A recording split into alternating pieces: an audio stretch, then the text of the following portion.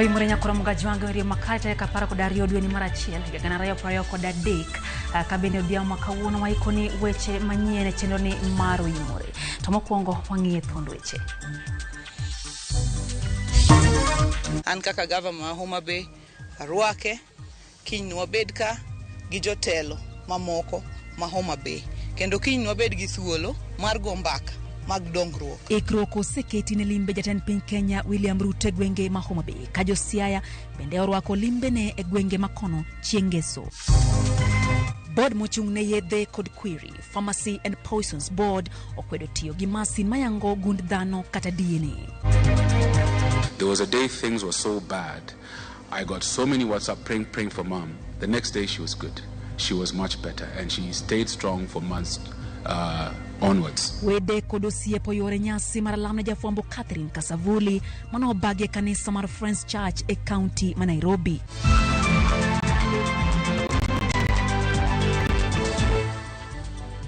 Machiegni nyakora mugaji wange chendo ni mar Oimore wantiere kanyo gi Belinda Dhiambo maloko nwa weche gi nyinga Lydia Okewe. Thuolo matudi kode wantiere kanyo e laye marot machuok ariyo adek auchiel nono ka bende wantiere mbui Ramogi TV, Facebook, Twitter kachiel gi YouTube. Nyiswa pachi kotendro gi magi mwaikoni odhiambo makawuono. Machiegni jatend piny Kenya William Ruto ogolo siem ne tendo bila e wi temo tiyo marach kod omenda moyiedhi mar obila. Jatend piny olose kinde nyasi masidho bila mag majoni mowacho ni omenda makamano nyaka koro tigodo mana e bero ngima mag obila. Kaka jafwambo marwa Chris Owino leronwa, Ruto bende onyiso jo siasa mondo werwako siasa e weche magarita kwe pachoka. Kuom thuolo machielo jatend piny Dr. William Ruto odhi nyime kod golo chik ne obila mondo kik donjre e weche mag siasa. E twak mare e kinde nyasi mar sidho obila mag majonie kar tiego obila ma Embakasi, jatend piny osoko wang' jo siasa kuom rwako siasa e weche mag arita kwe ka onyisogi mondo giter siasa mabor kod apisas mag arita kwe. Mimi nataka askari wetu wa polisi wafanye kazi ya polisi, wachunge usalama, wachunge mali yetu, wachunge watoto wetu, wachunge biashara zetu. Mambo ya siasa itafanywa na wanasiasa, na nawauliza wanasiasa wote wawachane na askari wetu wa polisi. Kuom thuolo malach, apisas mag obila osebedo ka isayo kuom tiyo marach kod teko magi e kinde magitayo tijegi kaka tiyo kod teko mathoth e rakore kod ng'anyo kaka mag siasa. Riwruoge makedo ne ratiro mag oganda bende osebedo ka olo apilo e wang' obila kuom nek kod lal ma aoyaye mag jopiny. Ruto oparo ne obila ni gin jotich mag jopiny kendo nyaka gibed osiepe kod jopiny kaachiel gi rito ratiro mag jopiny e chenro maggi. Always bear in mind that the police are faithful servants of the people of Kenya. Cultivate excellent relations with citizens and communities wherever you go and are deployed, and your work will be easier and more rewarding. Piny owacho mar Kenya Kwanza osebedo e ong'ala manyime e kelo lokruok e sekta mar obila koting'o nyaka chuogo omenda moyiedhi mar bad migawo mar obila kaka yo mar neno ni obila ochung' kar kende. E wi mano, jatend piny ogolo siem mager kapino ne tend obila e wi tiyo aritha kod omenda makamano mopogore kod tiyo kode e bero ngima obila. We, in consultation with the command of the National Police Service and the other agencies in this sector, are working towards reviewing and updating the curricula of these institutions in this sector to ensure that they respond to the complexities of the security challenges our country is facing today. Obila bende okwa mondo tine jo Kenya duto maromre maonge akwede mag dho udi. Chris Owino, Ramogi TV, Nairobi. Nyakora mugintiere chenro majatend piny Kenya William Ruto limo bombe kata mana kaunti za Rio Manyanza kamotingo Homa Bay kachiel kod Siaya. En wacha bende osekelo paro mopogore opogore. Koganda moko paro ni ponono kaka chal nintiere kaka Homa Bay gi Siaya ne okore welwede yiero mokalo. Bende gintiere ke thuolo maber mar rwake counties go ka jomoko to kwayo kendo rwako dongruok modhi kelo. Nyiswa pachi ni tiparo moko tendre kod limbe gi ka koro wakelo ni sigana mopogore opogore motendre kod limbe mar William Ruto. Jatend piny Kenya William Ruto chano timo limbe counties ma Homa Bay kod Siaya kochakre kiny. Moko kuom gigo ma Ruto chano kete tim gin kaka dongruok okelo yawo chiro ma oyugis kod yawo chenro mago mag gero udi mane onge ogonyore county no ma Homa Bay. Ngeso obiro bede county ma Siaya. Walter Nyambaga miyowa ler mathoth kotende kod limbe mar Ruto gwenge ma Nyanza. Eka olose kar jot mar jatend piny mantiere boma ma Kisumu. So tomorrow, Friday 13th, 2023, President William Ruto will begin a 2-day walking tour of the Nyanza region that will cover Kisumu, Homa Bay, and Siaya counties. Hussein Mohamed ma en jachiw wach e lo kar jot mar jatend piny olero chenro mag limbe mar jatend piny William Ruto e gwenge ma Kaluo. Moko kuom dongruoge ma jatend piny William Ruto chano timo okelo kanyakla yawo chiro moyugis magedo ne osemwonyo omenda maromo $335 million. The launch of the first phase of the 5,000 affordable housing program for Homa Bay County. The project is expected to not only alleviate the housing deficit in the county, and by housing here we're talking about decent and affordable housing, but also significantly boost the local economy. The project will ultimately cover several towns in the county, including Oyugis, Kendu Bay, and Bita. Jatend piny bende dhi chope chako gedo mag ute ma nengogi ogonyore manyalo romo 2,000 e county ma Homa Bay e kaka yor kelo fungruok ne oganda e weche mag udi. Finally, the president will also be launching and inspecting other projects in his 2-day walking tour, including commissioning the newly completed Oyugis market and the break ground for the Homa Bay fish market. The two projects are crucial to the economic transformation of this county, of Homa Bay County, and will provide space for trade in agricultural products and boost the region's economy. Eka ochopo chieng' Ngeso, to jatend piny William Ruto biro chopo e county ma Siaya, kama Ruto biro yawo kar timo somo mag lony manyasani, kar tiegruok ma Jaramogi Oginga Odinga Science and Technology, including interventions in agriculture and infrastructure, and he will also preside over the commissioning of the Jaramogi Oginga Odinga University of Science and Technology Blue Economy Research Hub that will be in Siaya. Ruto biro bedo wendo modhiale nyasi mar rwako jatend migawo mag tudruok mag lony manyasani Eliud Owalo e kar chung' od bura mar Arieda. Walter Nyambaga, Ramogi TV.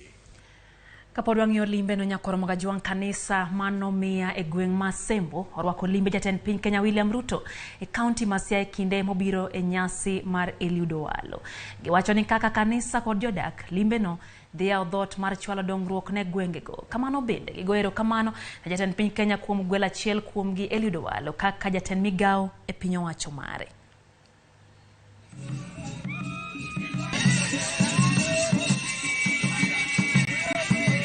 Kako oganda mag Luo kata jonomiya wan jo Nyasaye ok wanie siasa, kendo sach siasa nyose rumo. Sani en sa makwedoro tich mar maendeleo. Wakwayo kata jo siasa mathurwa ka ma joluo ni president biro e piny Luo, warwakuru telo maduong' kik wakaw siasa mondo waketie. Wakwayo gi duond demo, wakwayo gi jo kaka jomowar ma jo kanisa, wakawuru political divide waket aside mondo warwak ker marwa mar piny, mondo dongruok obi e pinywa mar Luo, mondo jik monego bed wayudo, nikech joluo bende solo mana osuru kaka pinje mamoko. Anago ero kamano maduong' ahinya, ok dang' awach mang'eny, to mane gima dang' awachi ni gima odonje e gweng'wa ka en gima ber, kendo wang'eyo ni ka jatelo William Ruto biro aka to wabiro bedo maber kendo wabiro yudo gima ber. Kendo gima kwayo maduong' kabisa en kwe marang'ongo mosebetie. Ka president biro, warite gi mor, warite gi kwe, warite gi gik moko duto minyalo ritego mondo kobiro to ne mana mor kende. Kora moga nyisi kacha ni nyisa pachin to limbe no ipare ang'o ka in ja Homa Bay, ja Siaya kata bedo ni ok in ja gwengego.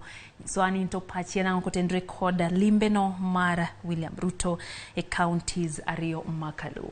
Kapod wang'iyo mana nyakoro moga juang chenro mag keto ikruok ne limbe jatend piny Kenya e gwenge ma Homa Bay osechopo e giko mare. County Commissioner ma Homa Bay Moses Lilan kod Governor ma Homa Bay Gladys Wanga no timo limbe moko kuom kuonde ma jatend piny Kenya dhi limo ka giwacho ni gimor kod ikruok ma oseketi.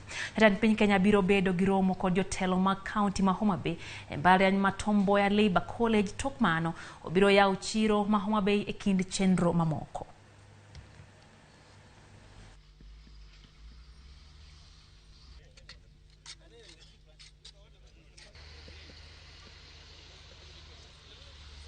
So far all preparations are in top gear.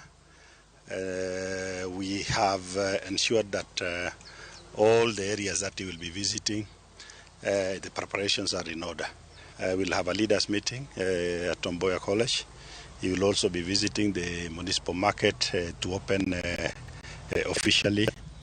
You will also inspect the proposed rehabilitation of the Homa Bay Pier. An kaka governor Homa Bay arwake kiny wabed ka gi jotelo mamoko ma Homa Bay. Kendo kiny wabed gi thuolo mar go mbaka mag dongruok. Kiny kobiro wabro go kode mbaka mar barabara mantie mwadwa ni mondo otieki machalo Madiedo nyaka Karabok, machalo moa Kanyadhiang nyaka Kadel, machalo moa Mbita kochomo Magunga kadhi Sori, to kendo Lake Victoria Ring Road mabeluo Nyagwethe ro kadhi Nyandiwa. Nyakora jotelo moko bentire mosegolo pachgi limbe no ka jaod bura ma Embakasi East Babu Owino oyango ni jatend piny Kenya William Ruto ni thuolo matimo limbe kamora mora pachoka. Owino jiwo ni limbe Ruto e gwenge ma Kaluo onego bed mabiro chiero dongruok e gwengego ma ok ochoro mana weche mag siasa. Wacho ni limbe jatend piny Kenya no biro kelo ber mana ka Ruto chiwore chiero kembe manolwar kendo chogo kembe moko manyien mago mar ting'o malo dongruok e gwenge ma Kaluo. Ruto tero koro sebedo jatend piny. To kodhi Nyanza, to dhi Nyanza gi development projects mwadwaro Nyanza. Nikech korwa kocha jo Nyanza wan gi dhier mang'eny kabisa.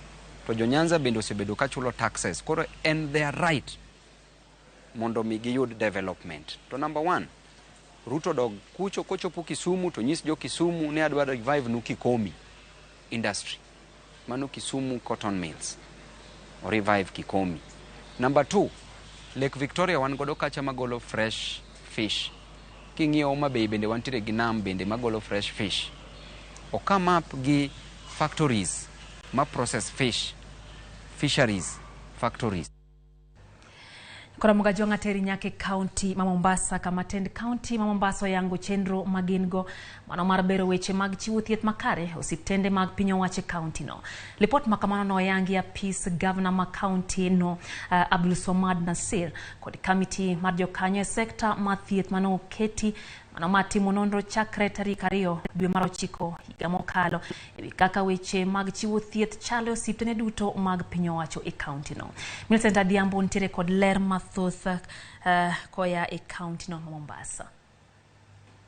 Lipot makamano ne ogol kod mane en jakanyo e riwruok mar KMPDU Laktar Chibanzi Mwachonda bang' nonro mane otim e osiptende mag piny owacho 46 duto e kaunti ma Mombasa mar ng'eyo kaka inyal kony bero weche mag thieth e yor lony manyasani ahinya to e osiptende mayudore e gwenge. Kanotwak kod Ramogi TV bang' yudo lipot makamano kuom kamiti mane ochung' ne timo nonro mayangore ma sekta mar thieth nigodo e osiptende go, Gavana ma Mombasa onyiso singo mare ma en godo e bero weche thieth e kaunti no e yo machalo kamae. Kuna hospitali kadhaa wameweza kutoa katika report hii.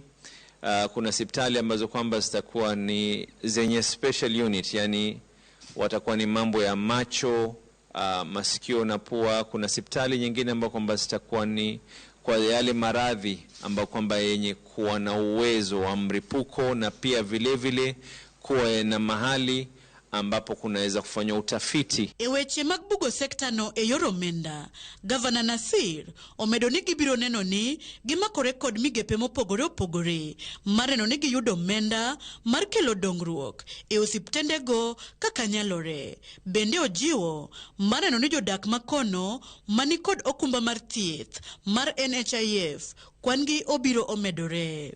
Vile vile tutazungumza na mashirika ya kifedha kuhakikisha ya kuwa hospitali zetu zote kuanzia ya chini hadi ya juu kutakuwa na platform ya kifedha ambayo itakuwa ni kuzuia ufujaji wa aina yoyote. Vile vile Jingine walilolitaja ni kwa lazima tuongeze idadi ya watu katika Mombasa watakaokuwa katika NHIF. Hii ni program yetu katika agenda yetu, manifesto yetu, Mombasa Care. Nasir bende osingo gero kuonde konyo jogo matiyo kod yedhe mamero ji kaka yoduoko chien weche mag tiyo kod yedhe go e kaunti no.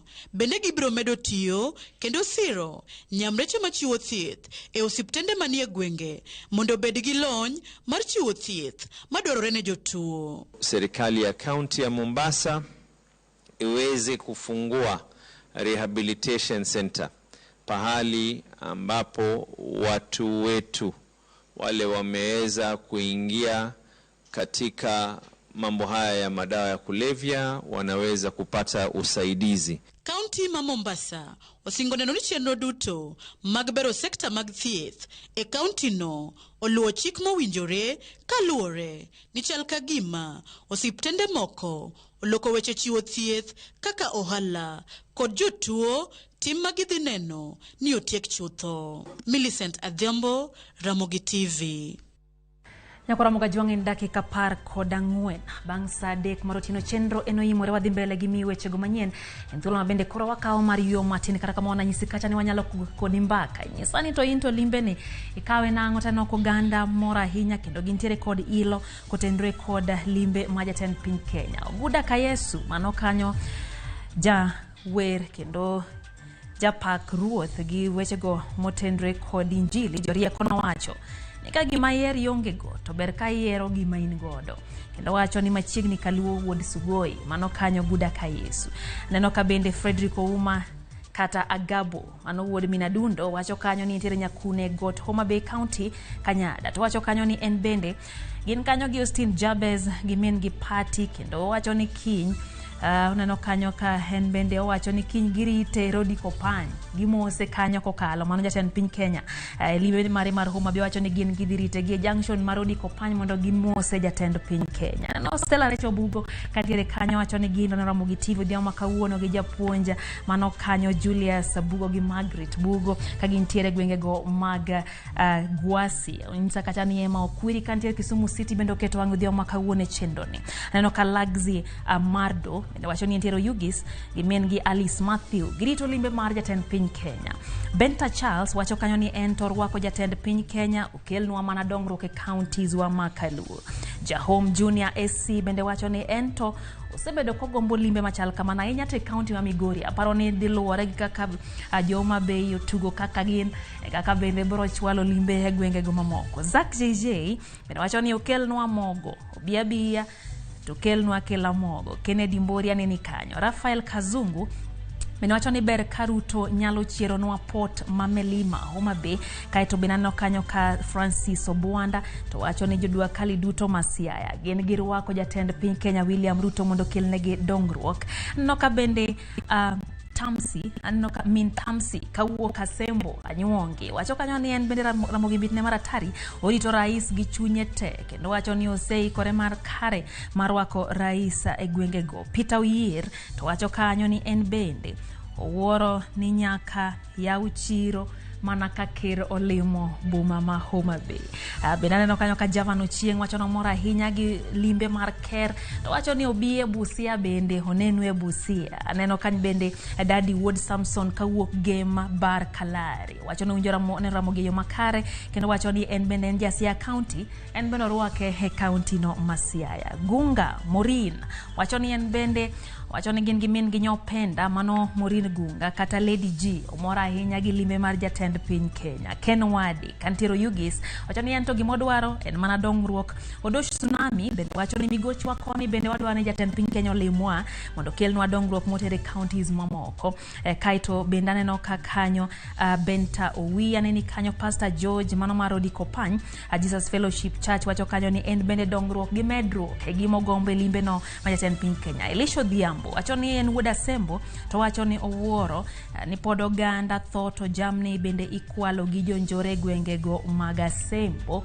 Kaito no Paul Simita bende wacho kanyo ni en bende entiere Kajiado to chunye degom ni wan kaka joluo wamuony mirima kendo warwa ker marwa dala mondo mi wan bende wane ber ma oganda osebedo kaneno. Simon Ongue to wacho kanyo ni waket kwe kawarito jatend piny Kenya William Ruto, kae to wacho kanyo ni warwake mondo wakwa dongruok kaka nderni kata peini, chiro kada chiro kembe kachiel kod weche mag pigi mamoko. Kabine Jacob Yero wacho kanyo ni en bende entiere okang' mambele marwako jatend piny Kenya. Kotho Njiko Jaunga wacho ni sub county mandhiwa Ramogi chope yo makare kendo okete mana ka odhiambo makawuono. Kowacho ni girito mana limbe no nyakoro mga juang limbe ma jatend piny Kenya e gwengego ma Homa Bay. Jobi Zadao bende wacho ni en bende oneno ni ochiernegi kikomi. Aya, Collins Odeo bende wacho nosefwenyo ni opuk pek ne otenga. Koro chuno gi nyaka girwak ker nikech mano e loch matiyo. Wayo matenya kora mga jong. Omed go mbaka. Riade ka uchiel nono kabine wantiere mbui kanyo Ramogi TV, Twitter wantiere Facebook, wantiere YouTube kanyo yudi weche gi achiel kachiel nyiso pachi kotendegi maganya to limbe majatend piny Kenya William Ruto counties ariyo makaluo. Ano mabegi Siaya liwa bende koro wasingo obwoluo ni machiegni mokalo. Wayo matinto kwa duogo wantiere kod weche moko manyien kod koda kama. Authority has taken some steps. The rate of success has been very minimal. Riwruok makedo ne ratich oganda Human Rights Watch tudo bila kod nek maoya ne oganda mapachuka. Username Investments presents the domain Kisumu along Kisumu Mambo Leo Miwani Tamak Road starting from 399,000. SMS the word dollar to 20321 or call 0725 000 222.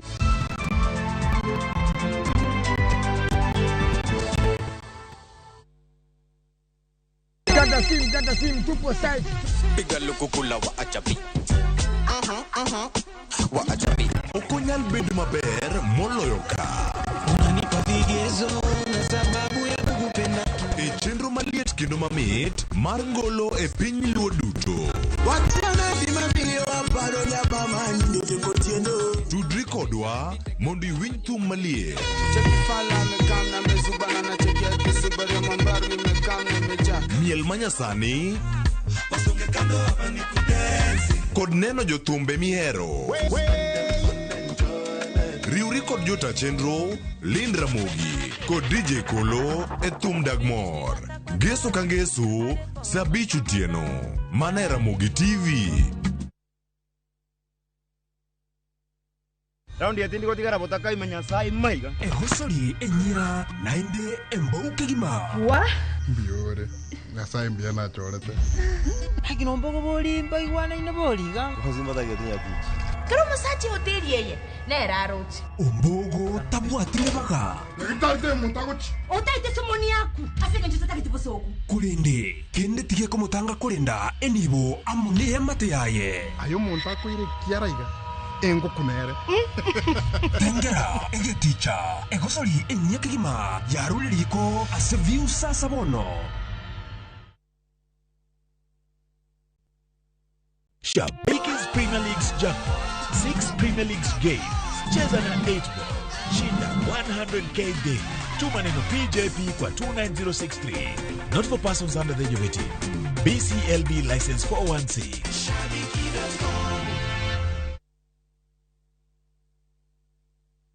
Twende Maju na View Travel.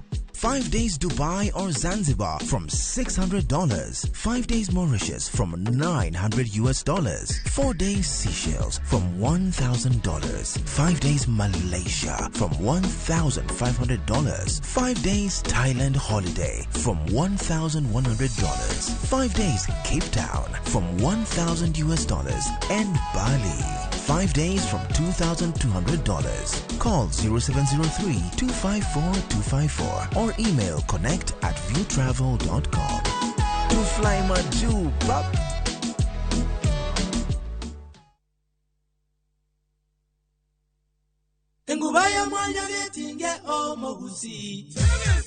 Station nambari 1 ya Mwanyagetinge Ege FM tukishirikiana na washikadau wa elimu. Sasa tumekuandalia Ege FM Career Clinic. Afla itakayofanyika Ijumaa hii ya tarehe 13 mwezi wa kwanza wa mwaka huu katika uwanja wa Kimera Market inayopatikana Kitutu Masaba, Nyamira County. Njoo ukutane na watangazaji unaowaenzi wa Egisa FM na washikadau wa elimu tukusaidie kufanya maamuzi ya busara. Egesa FM, nguva ya Mwanyagitinge. Egesa FM.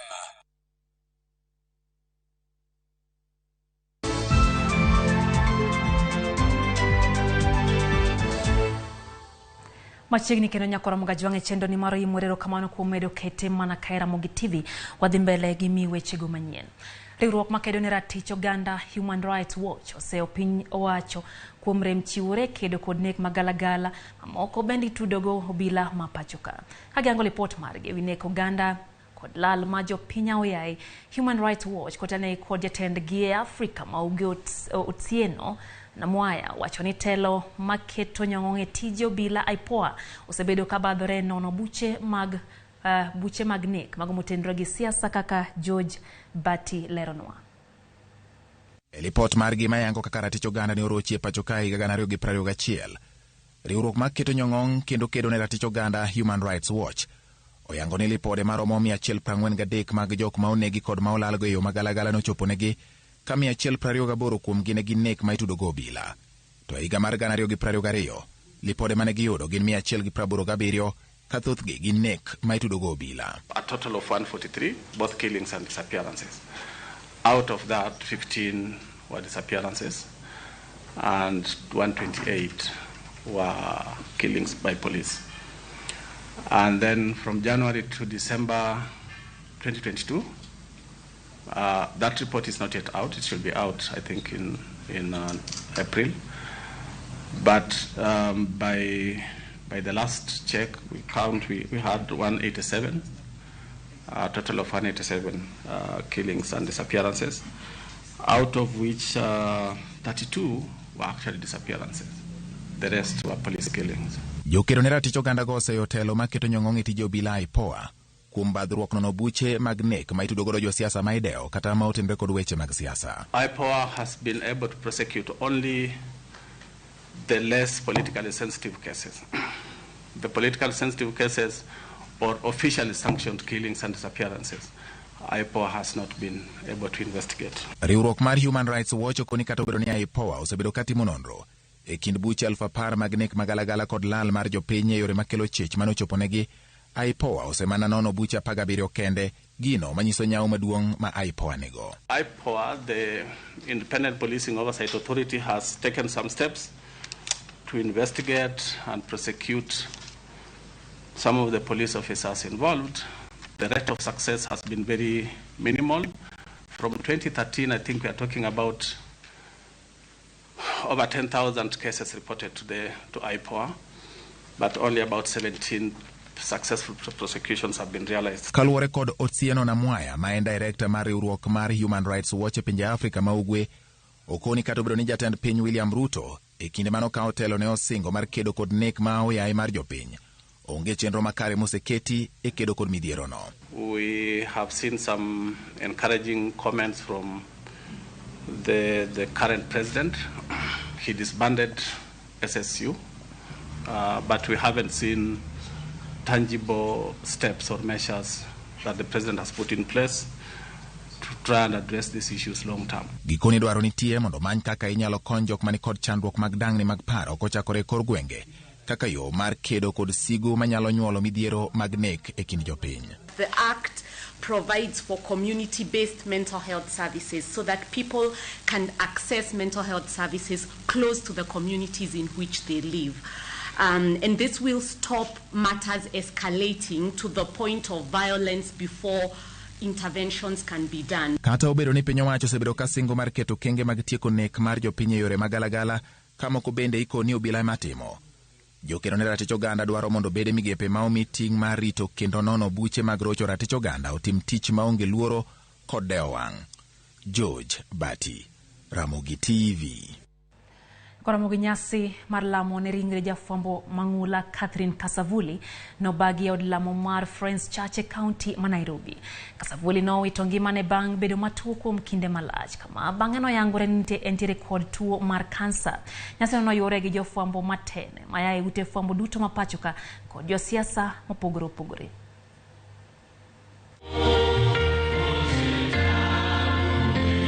od lamo ma Friends Church County ma Nairobi. Oganda no yuore nyasi mar lamne ringre mar mosenindo Catherine Kasavuli. Familia kod anyuola mar Kasavuli mano yuore nyasi no onyiso kuyo margi kuom wito jafwambo no. So one of the first fights we had, we call them fights, but we had disagreements, is please don't put my name in the newspaper when you're being interviewed, and kindly don't put my picture.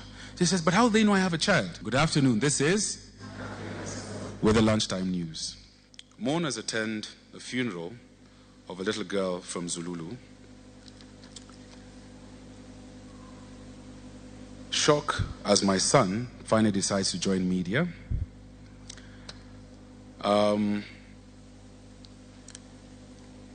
can't do it. I really can't. That would be her final bulletin. Mboga sikuli.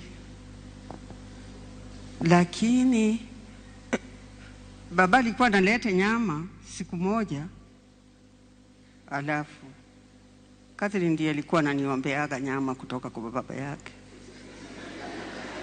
Jofwambo matene mapachuka no yore nyasi no kagipo Kasavuli kuombedo sulwe manomenyoyo ne jofwambo maturka. Catherine had the voice, Catherine had the face, and Catherine had the soul for television.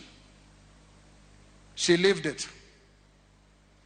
She also lies here in a unique position, and having had a unique life, of having witnessed all the 4 evolutions of television in Kenya. I'm sorry I didn't come to see her in hospital. I couldn't. I didn't want to remember her that way. I'm almost the same age as Martin. And Catherine treated me well. When she reported, she said, I am back home. Josiasa kod jotelo mopogore opogore bende no pochia ma jafwambo no ahinya kinde mana joma mine pok odonje tij fwambo e pachuka. I don't think whether there's any other person who knows Catherine more than I do. Because in 1976, both of us were from Wands. She was in Ngara. Maybe I thought it was St. Teresa Sicily. She was in Ngara while I was in City High School. Many of us thought she was from Ukambani, as have been said here. We were only realizing later in life, actually recently, that she is our daughter from Mulembe. And we are very proud to find that out, but that is not who she was. Even in the broader conversation that is happening in the country right now, I want to encourage us, those of us who have gotten opportunity or platform, please, not everything is about your tribe. Your tribe is not what defines you. Incredible soul, amazing professional, who truly shattered the glass ceiling and unleashed the full force of girl power on the screen. And truly, Catherine has been an inspiration to so many. Nyaka ethone, Catherine Kasavuli ne tiyo kod od fwambo mar KBC kama nota chenro motesini The Legends Edition mitao kod jofwambo matene mapachuka.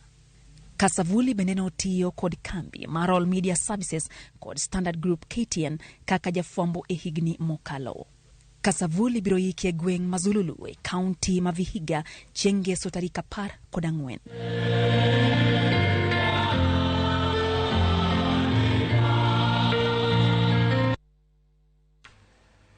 Nlal madunya kwa ramoga juang ne oganda ma jofwambo amedoro otewa makuyo kod lit ne familia mar Catherine Kasavuli kendo Nyasaye mondo ket chunye kama okwe. Wadhi mbele gi weche manyien.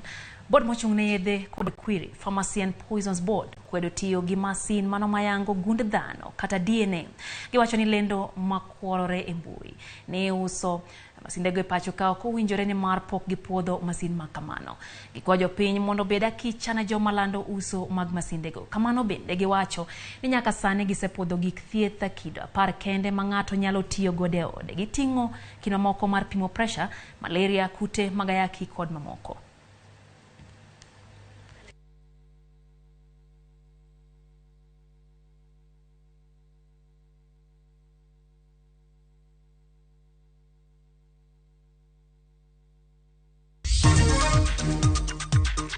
wasebedo kwa kedo ne jopuonj ni mondo omigi gimiluongo ni hardship allowance. Riwruok mar Kupete County ma Homa Bay dwaro mondo sirkal oyangi chula kaka gwenge mangima tekie. Username Investments presents the domain Kisumu along Kisumu Mambo Leo Miwani Tamak Road starting from 399,000. SMS the word dollar to 20321 or call 0725 000 222.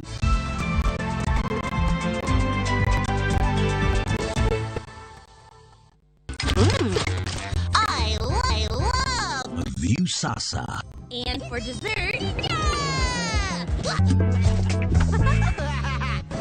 Let's get juicy! Sounds like a great idea, Gummy. And the fun never stops. What is it? Kids View, best place for your kids' entertainment. That's what I need. A brilliant idea. Only on Hold on. View Sasa. Successful, popular, lovable.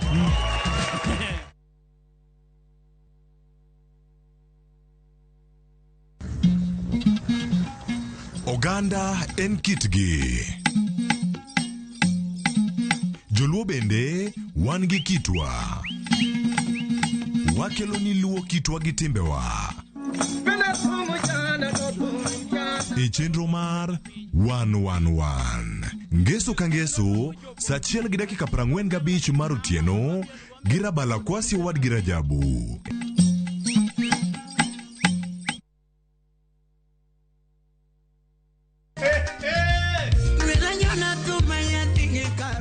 Chenro mar usiku sako wachoro thum mar benga gi ohangla kabiro komakore ahero nyako mahero makata onge. Nyayudo e mbui mar Facebook, Instagram, Twitter @Ramogi TV #Ramogi Night. Inube idalawa kanyasoro dalawa. Inube idalawa kanyasoro dalawa. Mitmaratari wacho ni mitasali pekmeli. Watio matek joka nyana. Nyaka milambo. Lungani DJ Kolo instrumental one ma one tie. Lungani Ninja the entertainer to ma and Ramogi Night. Ramogi Night. Teacher Beach ka Teacher Beach sangwen otieno.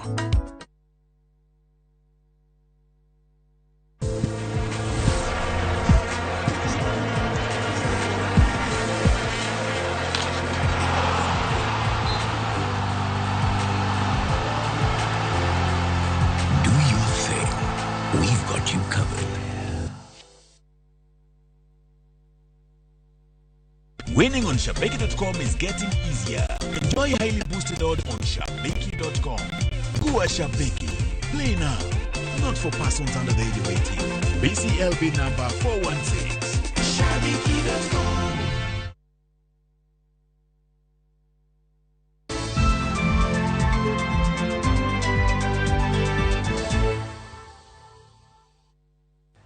Machiegni kendo nyakoromo ga jongero kamano kuom medo kete mana ka Ramogi TV wadhi mbele gi miyo weche go koro wang'eyo mag motenre kod weche go mag somo kama jopuonj maromo 14,000 biro chako tich e skunde manyien ka yawo skunde tarik 23 mano dweni.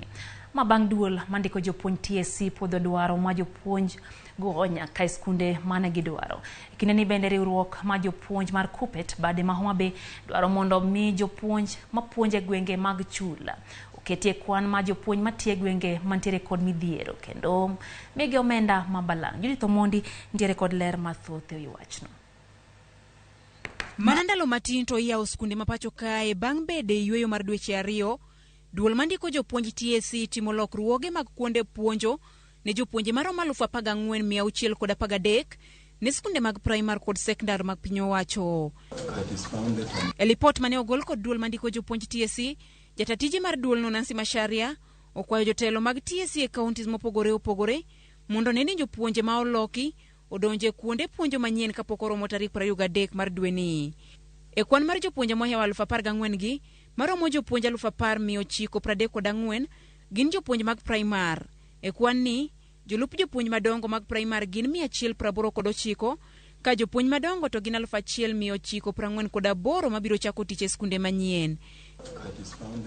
E skunde sekondar maromo jopuonj 1,316 ibiro loki ka jopuonj madongo mag skunde go maromo 226 bendo biro dhi telo ne skunde manyien. Weche ma uwinjo rangi e kinde ma iloko jopuonjo riwo kit chwech, higa, ngima mar jopuonje ma iloko kaachiel kod ng'ol mar jopuonje gi. Ma en okang' mokwongo mar loko jopuonje pachoka, yare ni midhusi mar coronavirus molie pachoka e. E kinde no, bende riwruok mar Kupete bade ma Homa Bay koro dwaro mondo mi duol mandiko jopuonj TSC mondo mi oyang jopuonje matiyo e gwenge manie chula kaka mago matiye chandruok kendo kadho e ngima matek. Gikwayo mondo mi omed jopuonj gi omenda mabalang' ma imiyo jogo matiye kuonde mangima tekie kata hardship allowance.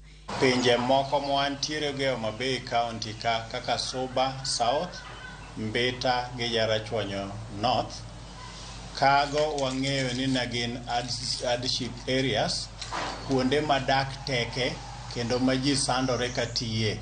Koro kuom mano wasebedo kwa kedo ne jopuonj ni mondo omigi gimiluongo ni hardship allowance.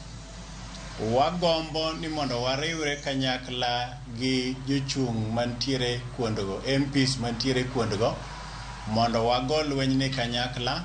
Wan gi jopuonjwa moko ma osedhi momedore. Jomoko nyo nigi diploma osedhi momedore ma kawuono gin gi degree. To pile ka onego bedni gibedo promoted to nyaka gitim interview.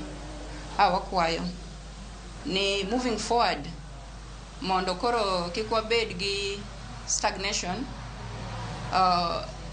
omigi automatic promotion, the common cadre promotions. E kinde ni, mabende jopuonjre mag klas 8 chano donjo e form 1, gikwayo tend skunde mondo mi oti kod klese mane oger kod George Magoha mar medo jopuonjre e skunde duto mag sekondar ma pacho kae.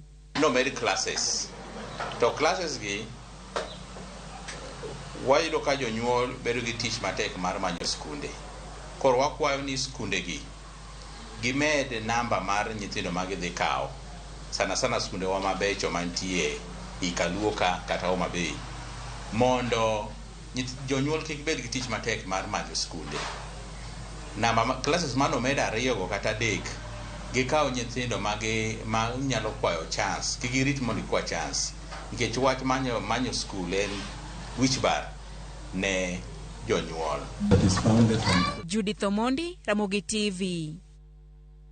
Ramogi jariembo e piem mar nyamburko Magzim Wahome inyalo donjne kod buch ne kaluwore kod tho mar osiepne Asad Khan mawachore ne gigwandorego motelo ne tho ne dwe mar 12 higa mokalo.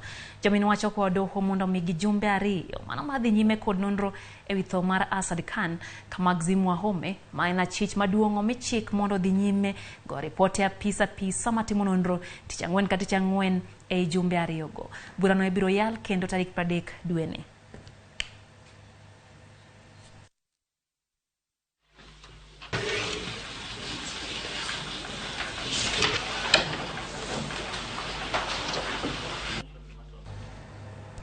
Kama chele ni obila e kaunti ma Nakuru timo nonro wi jago moro manokawo ngimane owuon bang' chikore reru mar gach okolo e seche mane gari no kadhe gwenge Manaka e kaunti ma Nakuru kinyi makawuono. Komanda mar obila tesendo obila mar Ilwe Said Chungi oyango wachni kowacho ni gari mane jago no chikore no wuok e boma Nairobi kadhi Nakuru saa 2 okinyi.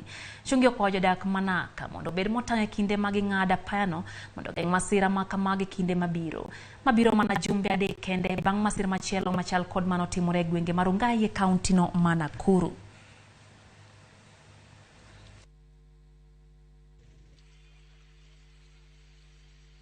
Mwalimu akakuwa ni kama ana stress, akifuka hapa anarudi akienda chini. Sasa time mwenye anarudi chini akienda chini, mguu yake kasikwa na hili ni ya reli, akifuka reli kapita Kimoro, kapita Ndani. Visa vilikuwa mingi hata hapo area Kyoto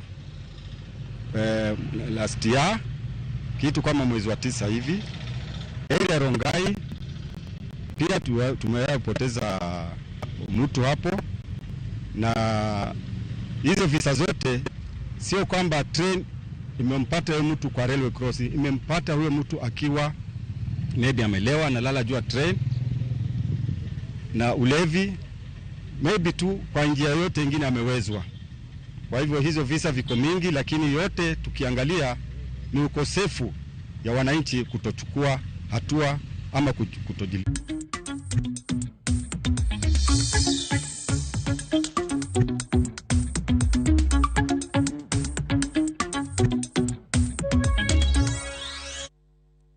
Mago hala nyakoro mga juang jopur majan mapacho ka dhiyudo nus mar chudo mabalang mar majand chai mane giuso higa mokalo. Riwruok mar jopur chai KTDA oyango wuok mar bonus mar shillings bilion 5.5 mano mar higani ka jatend migawo mar pur Mithika Linturi to singo ni jopur go biro yudo chudo go e ndalo machuok mabiro. Our tea sector is key to the growth of our Kenyan economy, and tea contributes to 2% of our national GDP and 4% of the agricultural GDP in this country, meaning tea supports 650,000 farmers whose factories are managed by KTDA, and this declaration of 5.5 billion, which is being released today, will really go a long way in supporting our farmers and trying to pay school fees for the children that are joining various education institutions. To county ma Homa Bay nyakora mga juang pinyo wacho ma county ma Homa Bay kokalo kuom board ma ochung'ne keyo pie county no Homa Wasco koro podho dano kech kaka jatatije mar kambino. Koloso gi RAMOGI TV ndalo ariyo bang' donje apisi ayanga Okech olero ni oikore mar kedo gi midhiero mar pi ma okwako Homa Bay. Okech wacho ni gin kod agenda mopie mar bero chenro mag yudo pi na jodak ma Homa Bay karanyisi en boma ma Homa Bay ma osebedo ka pi lali e kinde ka kinde.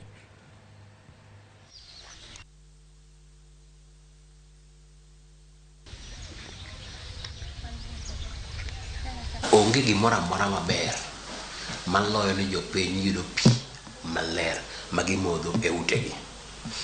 Ok ni tichwa en tich mana wacho ni wabiro timo kama. Performance mara en ni ng'ato yawo pi ode, pi maler chwer, pi mokete yath maber to biro sama idware. Moko podi wan gi problem moro amora wiso gi ni jothirwa kawuono gi kiny wan gi problem kama pi ok bi chwer mondo gipang maber, gi plan maber. Koro an tija maduong' mogik en pi nyaka chwer ne jopiny, kendo pi ne madhi chwer. Adwaro make sure ni jopiny otiyo gi pi to chulo. Dhano tiyo gi pi to ok chul nikech aidha wadeko ok miyo gi bil, orwakia ni gin kanye, koro miyo gi bil marach, otamore chulo oywaru. Adwaro miyo gi bil maler ma ng'ato wacho ni ma to mara. Mar ariyo ochul bil ne maler. Mar adek joma kwalo pi, ng'endi pi joma kwalo pi iluongo ni revenue water. Kenya ka average en 35%, average marwa en 50%, 45%. Bige ni pi mikwalo ng'eny molo pi miuso kami most.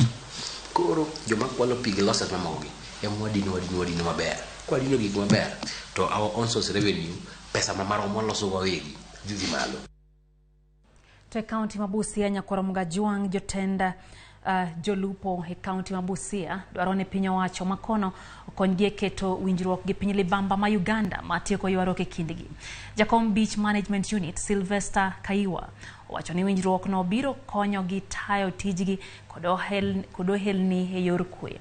Joalago dwaro mondo orwak mapiyo piyo apisa mar pur kod lupo mondo konygi e wachno mapiyo piyo kaka nyalore.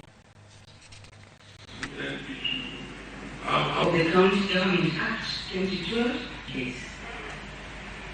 I have seen the document. Kumekuwa na mzozo kati ya wavuvi wa Kenya na authority wa Uganda kwa ajili mambo na mpaka. Jambo ambalo ningependekeza na ningependa kusihi Bwana Odenda anapochukua nafasi hiyo ajaribu kusukuma tuwe na kitu inayoitwa harmonization of policies. Harmonization of policies ambapo za East Africa. Wakati korona ilikuja ili affect watu wa idara ya samaki na hata idara ya agriculture yote ni kama ilikuwa affected. Kwa ajili korona ilikuja ikaharibu kazi ya watu. Sasa tunatarajia wakati ataingia kwa ofisi ajaribu wakae na gavana wetu karibu ili wapate kuinua wafanya biashara wa samaki. Wach mar gonyo ma omiyo jo county assembly samoro chande odwa dilgo mondo japiny obed gi pesa mare ma ofugo makata koro mogim jumbe ne to onge gimo kwae. Ero kamano jokanam. Te county ma Nakuru nyakora mga juang maloya tamalo 20 mar kuonde uso kuong e boma ma Naivasha olor kalora gi pek mar ngima kod chike ma piny owacho magi wacho ni rocho hala. Jagoro mar riwruogno Joseph Maina wacho ni gidwaro ni tend kaunti ma Nakuru keto kang' mar bero chike go ahinya to bech ng'ado tiko makoro giwacho ni malo moloyo counties duto ma pacho ka. Mabiro seche ma kaunti ma Nakuru chako timo nonro wi ohand kuo e kaunti no ahinya mago ma oko puodhi gi piny owacho. Sekta no noyudo rochruok ahinya bang' muoch mar COVID-19 e pacho ka manomiyo thothgi olor.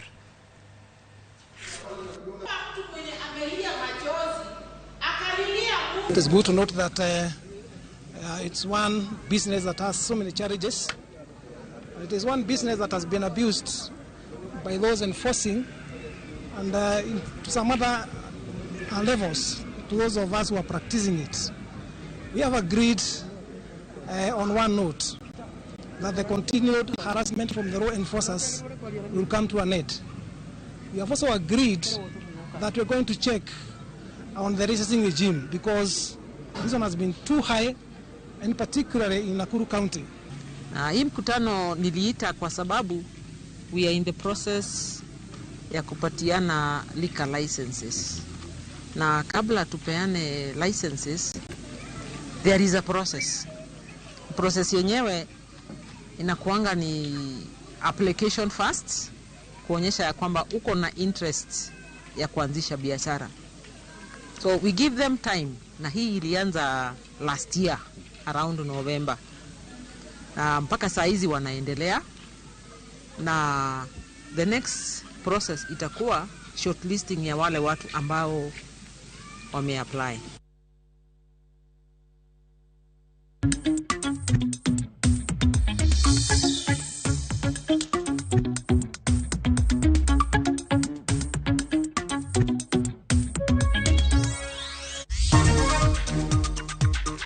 Kaunti ma Kisumu ikore na chakruok tuke makikoska machakore wuok tich juma manyien.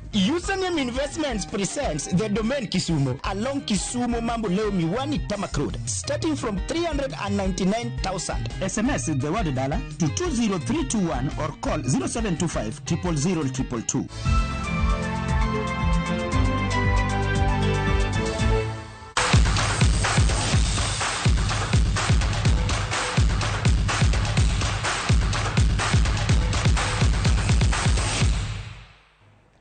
Kora juang machiegni e paw tuke wang'io mago mabende hose tucho e paw tuke. Kaunti ma Kisumu medo dhi nyime kod keto ikruok makare ne tuke kikoska matimorega e pacho ka higa.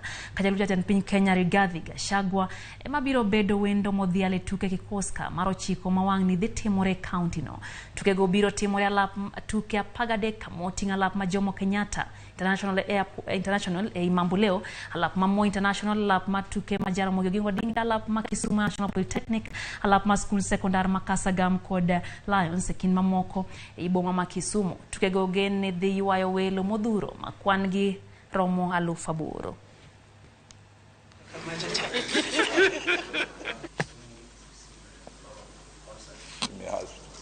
The county commissioner.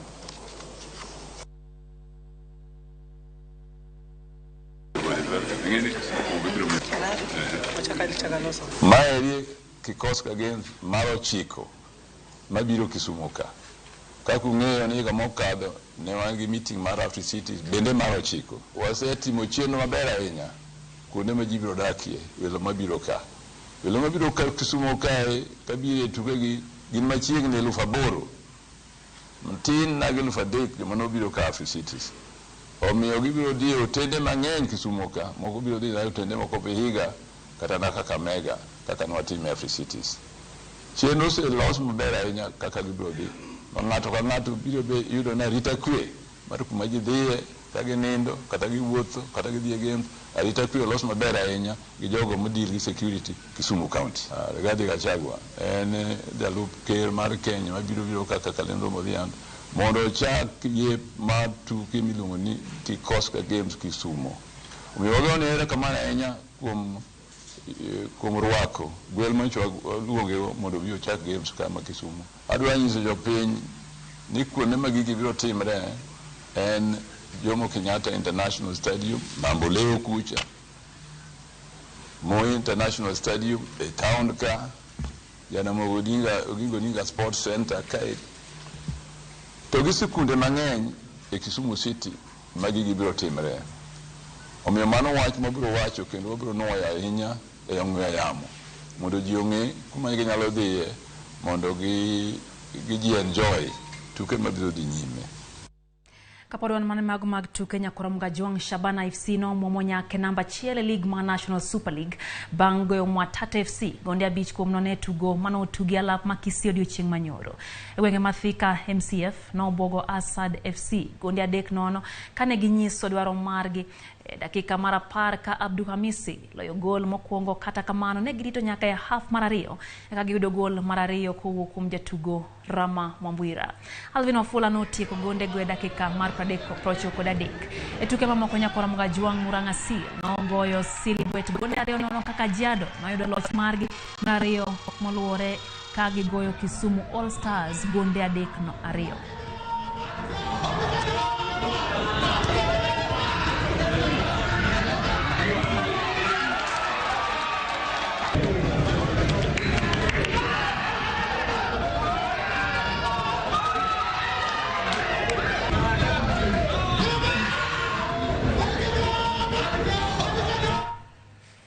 Southampton nyakora Mgajwang no bogo Man City ka gigoyo gi gonde 2-0 kendo gologi e laro kombe mar